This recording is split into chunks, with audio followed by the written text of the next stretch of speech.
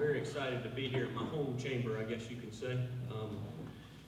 Overnight we had the storms. I didn't know how the morning was going to turn out, but when I pulled up this morning, I saw my friend Pastor Jackson in the parking lot, and we visited a little bit. He's always been a great friend of law enforcement of mine, and I knew we were going to have a great breakfast when he told me he was opening us up in prayer this morning. Radius Church has done a great job with this campus, but I can't come into this campus without reflecting on my childhood. This was a dime store back in my day, in my late 70s when I grew up. Piggly Wiggly was next door. How many of y'all shopped at the Piggly Wiggly? We got a few in here. As a child, I guess 4 or 5, when my mom pushed me through Piggly Wiggly, I thought it was big as Walmart. It seemed like a huge building those days. Y'all remember we had the 32-ounce, I think, glass Coca-Colas, 4 in a carton, and you would take them home, put them in the pantry, and as you drank them, you put them in that side door refrigerator. You bring them back every week. We went through 2 cartons at my house every week. So we came on, I think, Tuesdays shopping. And if, on occasion, if I behaved, I guess we'd come to the dime store and get a toy when we left. But it's always good to remember where we came from. I want to begin by just thanking the community for their support. Always law enforcement in this day and age, we get beat up on. It's not very attracting to some of our younger workforce. But back on June 8th, we had a deputy severely injured in a head-on crash where a DUI offender hit him right in Red Bank over here on Highway 6. And the outpouring of support for his family and him as he laid in the hospital almost a month was just overwhelming. The money raised, the prayers, the cards, his family very appreciative. We got him home last Friday. A couple of us went down with my guys and some building services, built him a ramp. We went down there and visited with him as he came home last Friday. So he's got a long way to go. I know if he wasn't in that Tahoe we drive, he would be with us today, so I can tell you that. But appreciate those prayers. It was very uplifting. Now, when Odie and I picked this date, he said, come in July. I said, well, July 9th, that seems okay. As I was preparing, though, I said, well, we're the week after the 4th. We're going to have the vacation blues a little bit here this morning. And then I realized I had to follow Keller from last month. I heard him last year. What a great dynamic speaker he is. But as I reflected, we have 2 things in common, Keller and I. No PowerPoint for either one of us, and I guess we both had the privilege of leading an organization through a challenging time. It's hard to believe I'm in my 5th year as your sheriff.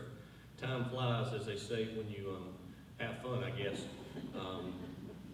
Just a moment to reflect, though, those 5 years of where we came. Sheriff McCarty obviously came in at a very trying time and steered the ship out of troubled waters. But as we came out of those troubled waters, our boards were battered, the sails were torn on our ship. We had a lot of cleaning up to do and a lot of steps to take. I just think back of the public trust we had to rebuild. There was a lot of clouds and whispers, and we had to repair that. We also had to build our relationship with our federal, state, and local law enforcement partners that had been strained. Most of all, there was no relationship with the media. We were on the defense, and that isn't the way to operate in this law enforcement world. We expect, y'all demand transparency and accountability, and I wanted to bring that back. So quickly we assembled a new leadership team. Some of current employees brought in a few new fellows and really started to get back to the basics of law enforcement, of serving our citizens, who I say are our customers. And if you ask any of my folks, they will tell you that has been my #1 motto, is serve our citizens. You know, we have a monopoly on service. Unlike y'all in the business world, if you don't make your customers happy, they go to the next stop. Well, they don't get that luxury. Y'all don't get that luxury with government. You're stuck with us. Y'all don't get to choose which agency comes and handles your problems. So we have to constantly remind our employees of that fact, of who we really serve. Captain Adam Myrick is here with me today, and I have Sergeant Lee Barrett. He snuck out in the back there.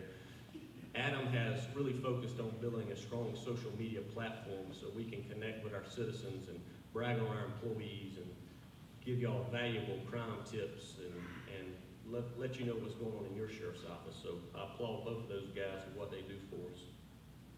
Some of the challenges right out of the gate, obviously we had the 1,000-year flood in October of 2015. Nothing we would ever expect would hit our community, but just so proud of how y'all responded to help your neighbors. It was just overwhelming as we went through these neighborhoods that were in despair of how people just showed up and were tearing out drywall and lifting each other up, and it made you feel really good about where we live in our community, because you can talk about businesses and schools and all the great things we have, but it's the people in our community that make us special, and it They really showed up. Y'all showed up that day in the weeks after that flood. We prepared for several hurricanes. When those things approach and the governor makes a decision to reverse the interstate, we actually have 12 traffic control points. We have to go man along 26, 24 hours a day until that reversal is flipped back to normal. So we've done that several times. We had a few winter storms, a solar eclipse. Y'all remember that? It was so much fanfare leading up, planning and advertising. Everybody had an outdoor venue wanted to maximize for an event that lasted, 2 minutes and 30 seconds. I said, never before has how much planning went into a short event. But it was a great event. A lot of people came from faraway places to see that event. We had a tornado recently, a plane crash. We had the largest train wreck in South Carolina since Graniteville. So that was really a national story that took off right in our backyard down in Casey, and everything came together, and we lost a couple lives, but it could have been a lot worse. But just proud of how everybody stepped up to get through that. So where are we now? Busy last few months. We had, all of you read about that, we had the 8-year-old little Mason Hanahan that was caught up in a drug crossfire over in the Oak Grove area. That was just terrible, terrible, terrible, senseless tragedy. That Oak Grove community is still hurting from that, his family, obviously. The takeaway for me from that is you hear people talk about marijuana use, and people in the community say nothing is wrong with a little bit of marijuana. People at our state house will tell you, let's legalize marijuana, nothing's wrong with that. But when you hear that, just remember Mason Hanahan, a little 8-year-old baseball player. They got caught up in a drug crossfire based on some marijuana and some cash money that lost his life. So drugs or marijuana is a powerful, bad situation that we don't want in our community. So just remember Mason when you hear that talk. Of course, we have the McCutcheon family, double murder-suicide right in our backyard here, right down the street. Radius Church, I can't thank them enough. They wrapped their arms around that family, opened their doors here at the church, and able to keep, that was back when the temperatures went 100 degrees. We were able to get that family in here, and they ministered to them and helped them along the way. And of course, everybody realizes the Jones trial. That was a 2014 death of 5 kids. We worked way back then and carried the ball to the goal line. And I can't thank the solicitor's office enough. Rick tells me that is the longest trial from start to finish that's ever gone on in this circuit.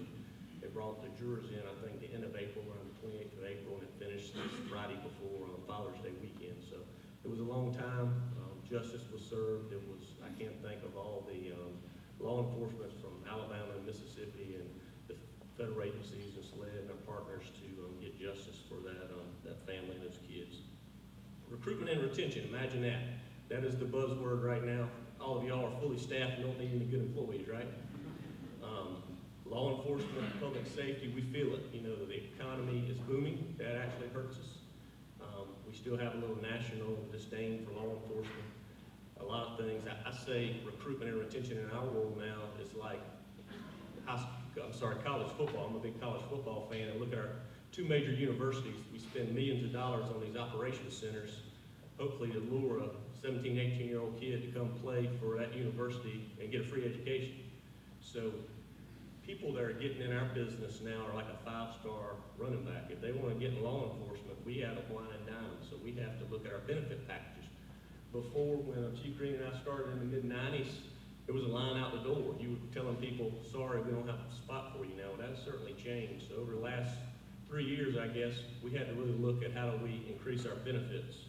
So we started talking things that y'all have been dealing with for a long time that we never had to do. Sign-on bonuses. Come and stay 2 years, we're going to give you a cash bonus. As soon as you do that for your new people, your current employees say, what about me? So you got to look at incentivizing that. Collateral duty pay, you know, all the things we do outside of our normal work, SWAT team, negotiations, bike patrol, bomb squad, all that stuff used to be the workforce said, hey, I want to do extra. I'm an adrenaline junkie. I want to go bust this door down. Well, that's going away, as you might see in some of your young workers. So now we're paying them to do that extra stuff, a collateral duty pay, we call it.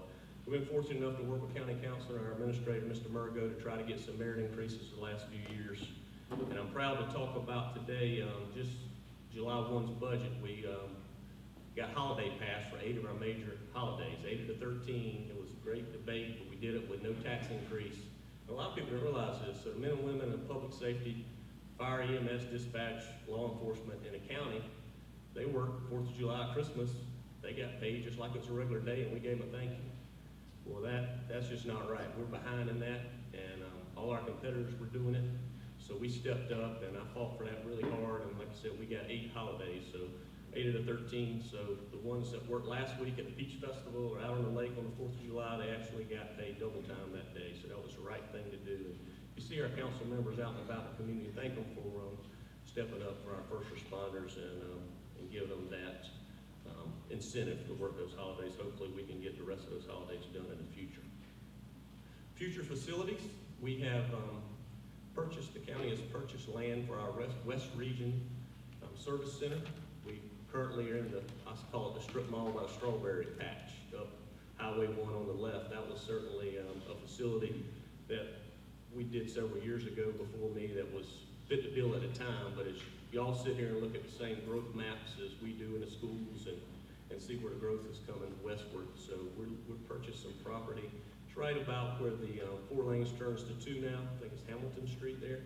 We're gonna have a service center much like in Irmo, where we bring fire, law enforcement, the magistrate together. I think that one actually gonna have an EMS hub too. So it'll be a one-stop shop. You hear about security in court, so that's gonna help out with us being right there at the magistrate's office. It works well over at Lynn Creek and Irmo. So we'll be the land's purchase, and we'll be working on building that in the next few years. And then, of course, our detention facility. We call it the old jail. Everybody talks about is older than about 70. It was built in 75, so it's 45 years old. The new jail, as we call it, was built in the early 2000s. So you can see those aging facilities that really get used 24 hours a day, 365 days a year by people that don't want to be there and want to tear things up. And it's just that old jail is a money price tag.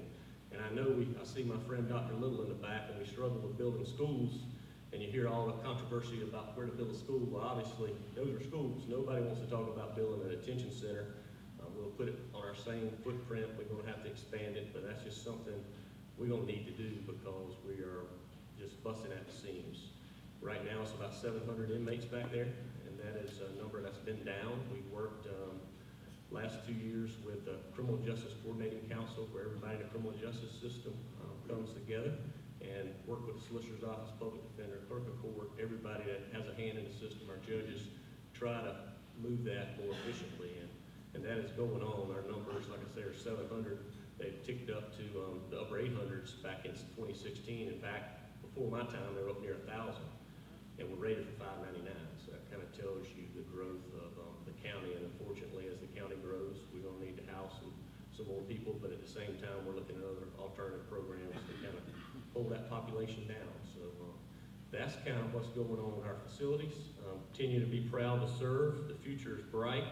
Just looking forward, focusing on the future, not the past. We're taking a step in the right direction. So I think I'm here a bit early, maybe, Odie. I'll be happy to take some questions if we got. Anybody got any questions? Wow, no questions. Very good.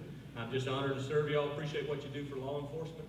Keep up thanking our guys when you see them. That really means a lot and goes a long way. Thank y'all.